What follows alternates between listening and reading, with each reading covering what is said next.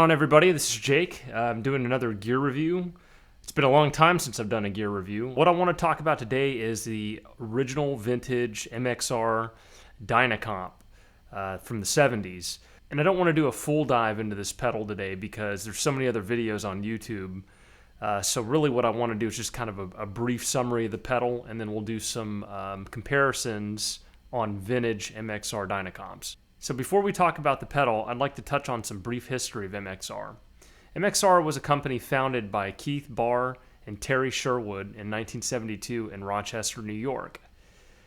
The first pedal that was offered from the company was the Phase 90. Around 1974, the company went into full production, early 1974, and shortly afterwards, the Dyna Comp was released. The Dyna Comp pedal was housed in a metal casing and a script logo. The very early incarnations of the Dyna Comp had what's referred to collectors as a bud box. The bud box logo can be located on the inside of the back plate. Many collectors refer to the bud box Dyna Comp as the most valuable version. It was produced from 1974 to early 1975. The bud box was composed of an aluminum casing, as were later in-house variations were composed of a zinc-based casing.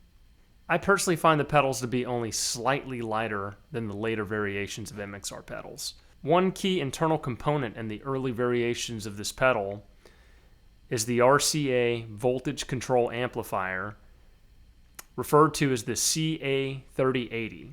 The CA3080 is often distinguished by its metal can appearance.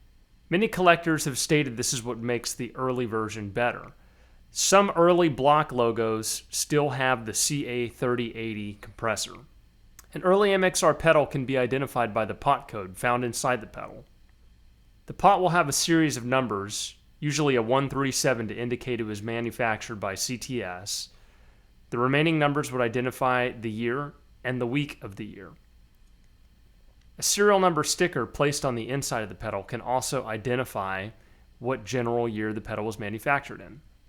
One last thing to note about these early pedals are the foam. I've had quite a few of these since about 2006, and the foam has always disintegrated over time.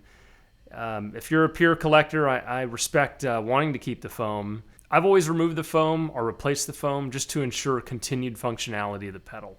That's really it. I'm going to do a straight dive into the comparison from a 1975 MXR Dyna Comp, a 1977 Dyna Comp, and a 1980 Dyna Comp. I hope you found this review useful.